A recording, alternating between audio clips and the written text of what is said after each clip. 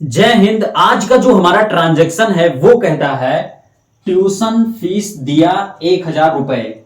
अब इस ट्रांजैक्शन का कैसे जनरल एंट्री किया जाएगा, इसको बहुत ही आसान भाषा में आज हम समझने वाले हैं। दोस्तों, जब भी किसी ट्रांजैक्शन का जनरल एंट्री करना होता है तो उसमें सबसे पहला स्टेप ये होता है कि आप ये जानें कि इसमें कौन से दो अकाउंट ओपन होने वाले हैं। तो इसको हम कैसे जानेंगे, इसके लिए सबसे पहले शब्द पर चलते हैं। पहला शब्द है ट्यूशन।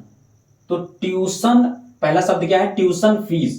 देखो, ट्यूशन है लेकिन ट्यूशन से अगर कोई चीज यहां पर डिफाइन नहीं हो रहा, ट्यूशन में हम फीस दे रहे हैं तो इस दोनों को साथ में ले जाएगा, अर्थात ट्यूशन फीस। तो ट्यूशन फीस के माध्यम से हमारा पैसा खर्च हो रहा है। तो अगर हमारा पैसा खर्च हो रहा है तो क्यों खर्च हो रहा है, इसको लिखना जरूरी होता है। इस कारण से ट्यूशन फी अकाउंट ओपन होगा, अर्थात ट्यूशन फीस का अकाउंट ओपन होगा। तो एक अकाउंट कौन सा हो गया? Tuition fees account. उसके बाद में दिया का कोई अकाउंट होता नहीं तो इसका अकाउंट ओपन होगा नहीं। अब दूसरा अकाउंट कौन सा ओपन होगा ये जानना जरूरी है, क्योंकि एक अकाउंट तो हमें पता चल गया, ट्यूशन फी अकाउंट। तो एक चीज ध्यान दीजिए, यहां पर लिखा गया है ट्यूशन फीस दिया 1,000 रुपए। अब जब आप किसी को ट्यूशन फीस देंगे तो आप कैश में देंगे, नगद में देंगे। हो सकता है कि आप बैंक के द्वारा भी दें, चेक के द्वारा भी दें, लेकिन जब भी आप बैंक के द्वारा या चेक के द्वारा आप फीस देंगे या कहीं पर भी देंगे तो उस ट्रांजैक्शन में ये लिखा जाएगा कि चेक के माध्यम से ट्यूशन का फीस दिया 50,000 रुपए। तो अब यहां पर ये चीजें तो लिखी नहीं है, यहां पर चेक का या बैंक का कोई जिक्र हुआ नहीं है, तो हम इसको क्या मान लेंगे कि हमने कैश में 1,000 रुपए दिया है। तो यहां पर अगला जो अकाउंट ओपन होगा वो कौन सा ओपन होगा?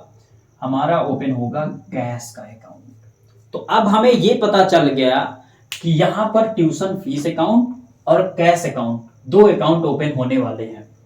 अब हमें ये जानना जरूरी हो गया है कि ये जो आपका ट्यूशन फीस अकाउंट है और कैश अकाउंट है, इनमें कौन सा डेबिट होगा, कौन सा क्रेडिट होगा। इस चीज को जानने के लिए हमें ये जानना जरूरी है कि ये दोनों अकाउंट जो हैं ये किस अकाउंट के तहत ओपन होंगे। तो सबसे पहला जो अकाउंट है वो क्या है? Tuition fees account. Tuition fees account, salary account, rent account, इस तरीके के अकाउंट जो होते हैं ये ओपन होते हैं नॉमिनल अकाउंट के तहत। और ये जो नॉमिनल अकाउंट का गोल्डन रूल है वो कहता है कि all expenses and loss debit, all income and gain credit. तो ध्यान दीजिए, यहां पर आप ट्यूशन फीस जमा कर रहे हैं, तो जब आप जमा कर रहे हैं पैसे को तो आपके पास से पैसे जा रहे हैं, अर्थात आप एक्सपेंस कर रहे हैं। तो जब आप अपने पैसे को एक्सपेंस कर रहे हैं, खर्च कर रहे हैं ट्यूशन फीस के रूप में, तो यहां पर क्या कह रहा है? All expenses and loss debit. तो यहां पर ये क्या हो जाएगा? डेबिट हो जाएगा, अर्थात ट्यूशन फीस अकाउंट हमारा क्या हो जाएगा? डेबिट। और कैश बचता है तो कैश ऑलरेडी अब क्रेडिट हो ही जाएगा। लेकिन क्यों होगा ये चीज आप जान लीजिए। दोस्तों, कैश अकाउंट जो होता है, कैश क्या है? कैश एक संपत्ति है। संपत्ति से रिलेटेड जितने भी अकाउंट होते हैं वो ओपन होते हैं आपके रियल अकाउंट के तहत। रियल अकाउंट का गोल्डन रूल कहता है comes in debit goes out credit. अब यहां पर ध्यान दीजिए, यहां पर ये जो कैश है, नगद जो है, ये आपके पास से जा रहा है या आ रहा है? जब आप फीस जमा करेंगे तो आपके पास से कैश जाएगा। तो कैश जा रहा है अर्थात क्या हो रहा है? गोज आउट हो रहा है। तो ये हो जाएगा हमारा क्रेडिट। तो इस कारण से ये क्रेडिट हो गया। दोस्तों, इसके लिखने का सही तरीका जो है वो ये है, सबसे पहले डेबिट पक्ष को लिखा जाएगा। तो यहां पर लिखा जाएगा बाय ट्यूशन फी अकाउंट आपका हो जाएगा डेबिट, कुछ इस तरीके से। कितने रुपए? 1,000 रुपए। ये आपका हो गया।